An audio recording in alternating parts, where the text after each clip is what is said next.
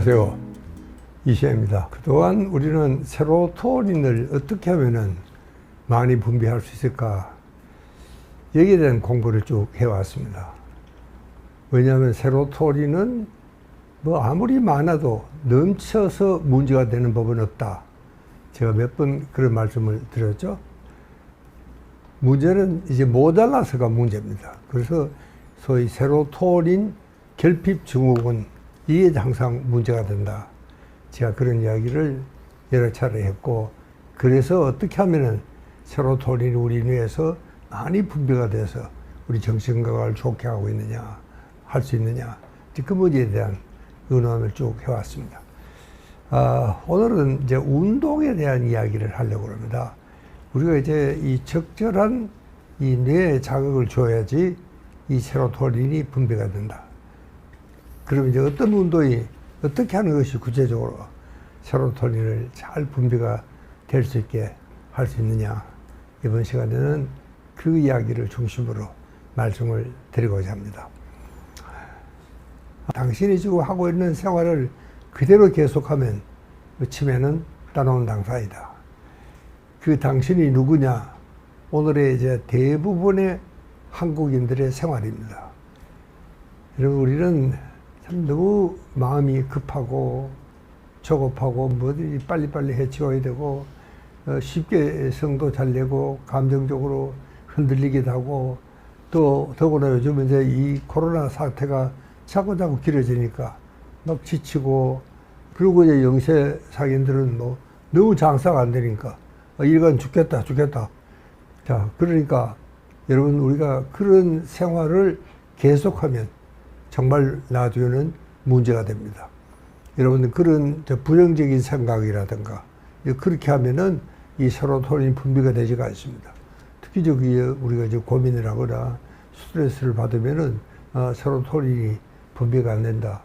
그 이야기는 제가 여러 번 말씀을 드렸죠. 이제 치매라는 것은 정말 나이가 들어서 노인이 되면 온다, 이런 생각은 금물입니다. 그렇지가 않습니다. 나이가 들었다고 다 치매가 되는 것은 아니고, 치매가 왜 오느냐, 그것은 제일 중요한 것은 나이가 아니라 잘못된 생활 습관이 제일 큰 문제입니다. 생활 습관이요. 가령 여러분, 아까도 내가 이야기했지만 너무 우리 성질이 급하다든가, 또 어떻게 보면은요, 우리가 뇌를 너무 쓰지 않아도 이게 문제가 됩니다. 그리고 특히 이제 우리가 이제 이 육체 노동을 하시는 분들은 아무래도 정신 노동 하는 사람보다는 뇌를 좀 적게 쓰는 편이죠. 그래도 여러분, 우리가 무엇을 하든, 육체 노동을 하든 정신 노동을 하든 우리는 머리를 써야 됩니다. 여러분, 우리가 그냥 논에 간다, 밭에 간다, 여러분 그냥 가십니까요? 오늘 내가 밭에 가서 무슨 일을 해야 되니까 어떤 농기구를 준비를 해야 되겠다든가, 이게 전부 다 머리를 쓰는 일입니다. 그러니까 우리가 이제 뇌를 쓰면, 여러분, 우리 뇌에는 참 이 신경회로가 있죠. 그 신경회로를 자꾸 자극을 주고, 또 새로운 정보를 넣고, 또 새로운 회로가 생기게 하고, 이제 이런 복잡한 과정을 밟을수록 뇌는 점점 젊어져 있다. 그런 이야기입니다. 자, 그런데 우리가 이제 뇌에 우리가 적당한 자극을 준다. 어떤 게 적당한 자극이냐? 가령 책을 읽고 공부를 하는 거, 물론 이것도 이제 적당한 자극입니다. 그러나 오늘 제가 말씀을 드리고 싶은 것은 그런 지적인 자극이 아니고 신체적인 자극입니다. 그러니까 가벼운 운동을 해라. 어떤 운동이냐? 걷기를 하자. 그 이야기입니다. 걷자는 겁니다. 이 걷는 것만큼 우리 뇌에 적절한 자극은 없습니다. 특히 치매 예방에 가장 중요한 것이 이 모든 전문가들 하는 이야기를 걸으라 그럽니다. 걸어야 된다. 여러분, 우리가 이 걸으면은요, 아주 참 적절한 자극입니다. 그렇게 너무 심하지도 않고, 그게 정말 좀 아주 균형 감각이 딱 맞고 리듬이 딱 살아있고, 그것이 우리 뇌에는 아주 좀 적절하게 이렇게 이제 자극이 돼서, 그렇게 되면 이제 세로토닌이 분비가 되는 겁니다. 여러분, 우리 모든 운동은요, 가령 우리가 호흡을 한다든가, 이것도 전부 운동이죠. 내장 운동, 이것도 운동입니다. 그런 이제 운동을 하는 그 본분은 어디 있느냐 하면 바로 이 뒤통수에 있습니다. 여러분, 그러니까 이 뒤통수가 굉장히 위험한 곳입니다. 여러분, 우리가 복싱 선수들 이 복싱 시합할 때 이 뒤통수를 못 치게 심판이 꼭 그 말립니다. 왜냐하면 뒤통수에 자칫하면은 정말 아주 급소입니다. 급소. 이 사람이 그대로 정말 참 죽을 수도 있는 그런 아주 참 급소입니다. 그러니까 이 모든 우리가 본능 운동을 관장하는 그런 운동 중추는 어디 있느냐 하면은 이 뇌관에 있습니다. 여기 간뇌라 그러기도 하고. 그러니까 우리 뇌는 여러분 내가 3층 구조로 되어 있다 그랬죠. 제일 위에 인간뇌, 그 다음에 동물뇌, 그 다음에 제일 아래 아주 원시적인 그런 뇌가 이 간뇌입니다. 그러니까 이것은 내가 밥을 먹으러 간다든가 이런 걸 할 때 정말 적절하게 자극이 돼서 이 세로토닌이 분비가 되게 이렇게 되어 있습니다. 그래서 우리가 이제 참 식사를 할 때도 항상 즐거운 분위기에서 식사를 해라. 그리고 천천히 먹고 꼭꼭 씹어서 먹어라. 그리고 최소한 우리가 한 끼 밥을 먹을 때는 한 30분은 걸려서 먹어야 된다. 그때 우리 한국 사람들은 어떻습니까? 뭐 평균 10분이 안 걸립니다. 그냥 두면은 막 그거 먹고 나가버리고. 이게요, 사실은 이 비만 환자들의 특징은 여러분 잘 관찰해 보십시오.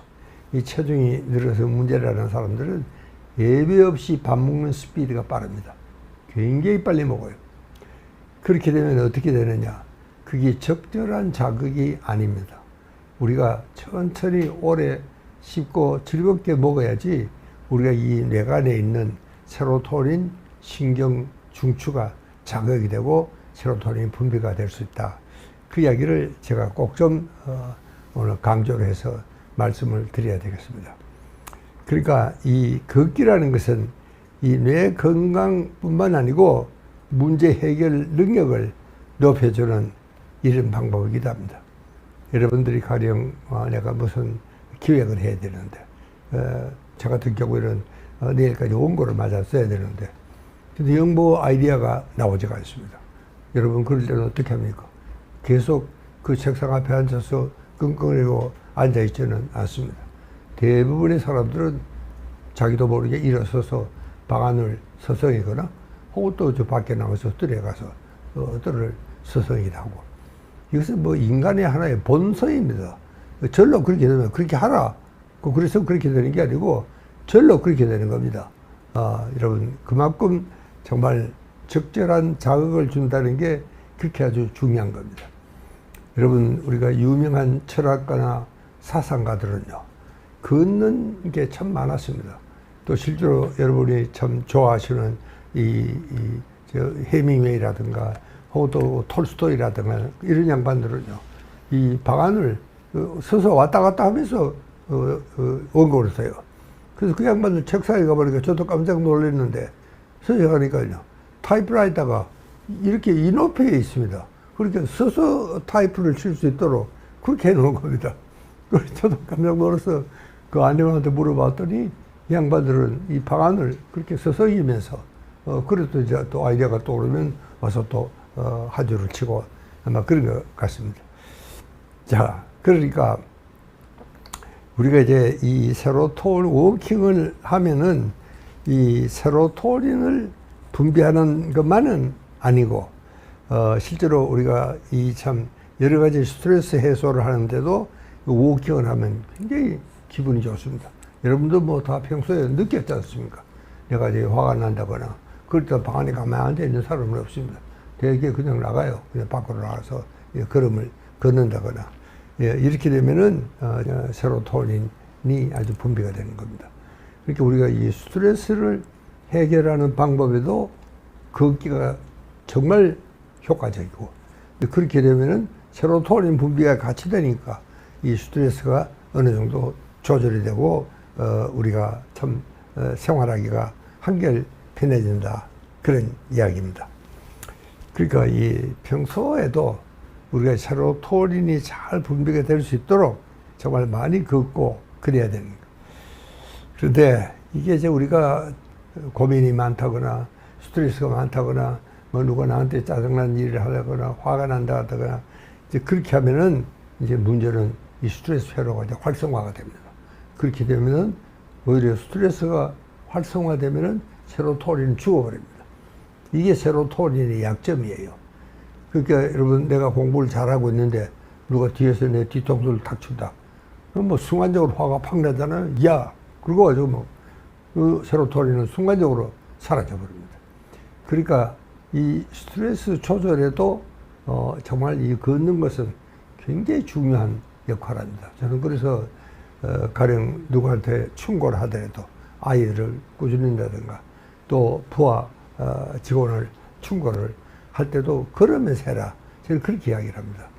그리고 우리가 걸으면서 하면 이 적절한 자극이 아주 규칙적으로 우리 뇌에 전달이 되기 때문에 세로토닌이 분비가 돼서 한결 이야기하기가 이성적으로 됩니다.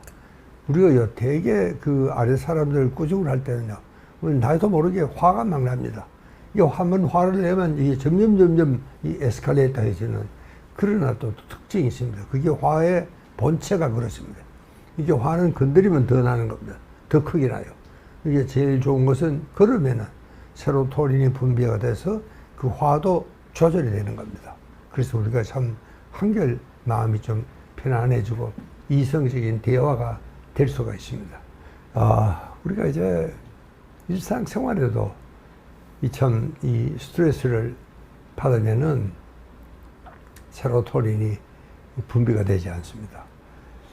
그러나 스트레스가 분비가 되면은 스트레스를 이겨내는 방어 호르몬이 있습니다. 우리가 코티졸이라 그럽니다. 그러니까 내가 스트레스를 받으면은 스트레스를 이겨내는 방어 호르몬이 분비가 돼서 우리를 지켜주는 겁니다. 방어를 해주는 것이죠. 자, 그래서 우리가 이 방어 호르몬만 잘 분비가 되면 웬만한 스트레스는 있어도 우리 몸에 특별한 해를 끼치지 않고 그냥 지나갈 수가 있습니다. 그래서 저는 항상 스트레스가 오더라도 스트레스 싸울 생각하지 말고 그냥 뭐 받아들이는 겁니다. 니 왔구나. 뭐 그렇게 반갑지는 않지만 그래도 내가 조용히 있을 테니까 너도 좀 조용히 있다가 때가 되어도 물러가라. 뭐 그런 자세가 제일 좋습니다. 여러분, 이 방어 호르몬이 무진장으로 분비가 되는 게 아닙니다. 여러분, 우리가 이 운동선수들을 도핑 테스트라고 이 약물 검사를 하잖아요. 그 약물 검사가 뭐냐면은 바로 이게 스트레스의 방어 호르몬입니다. 코티졸 검사를 하는 겁니다. 왜냐하면은 이거를 내가 맞으면은 피곤하지도 않고 뭐 기록도 낼 수도 있고 마라톤에도 뭐 얼마든지 정말 빨리 뛸 수가 있죠. 피곤한 줄 모르게 만드니까 스트레스를 방어를 해주니까. 자, 근데 그게 정말 참 이 문제가 될 수가 있고 자칫하면은 선수를 그러다가 정말 굉장히 위험한 지경에 빠지게 될 수도 있습니다. 그러니까 이 스트레스가 쌓이면은 거기에 대한 근본적인 문제를 생각해야지 그냥 방어 호르몬만 분비가 돼서 그때그때 스트레스를 자꾸 없애준다고 해서 우리 몸이 편안해지는 것은 아닙니다. 그래서 이 방어 호르몬도 거의 정말 바닥이 납니다. 여러분, 이 방어 호르몬은요, 대개 3일을 더 못 갑니다. 그래서 작심 3일이라는 말이 있습니다. 그런데 이 방어 호르몬을 분비할 수 있는 데가 어디냐면은 이 부신 피질이라고 저 뒤에 우리 콩팥 위에 조그마한 아주 기관이 있습니다. 여기에 뭐 해부에도 잘 보이지도 않지만 이것은 굉장히 중요한 기관입니다. 그래서 저 뒤에 아주 두꺼운 등 근육 안에다가 정말 이걸 숨겨 놓은 겁니다. 굉장히 위험한 곳입니다. 그러니까 어쨌든 우리는 항상 걷는 것이 최고다. 여러분, 이것은 비록 세로토닌만이 하는 이야기가 아닙니다. 우리가 참 요즘은 뭐 면역에 대한 이야기도 많이 하지 않습니까? 그러니까 그 면역에도 제일 중요한 것은 걷는 것입니다. 그것이 정말 우리 민감한 자극을 뇌한테 주고 그게 바로 또 치매를 예방하는 방법이기도 하고 세로토닌 분비가 돼서 스트레스를 해결해주는 하나의 방법이기도 하다. 그 이야기를 여러분들 꼭 좀 명심해 주시고, 우리가 참 짧은 거리라도 항상 걸어 다닌다 하는 생각을 잊지 말아 주시기 바랍니다. 예.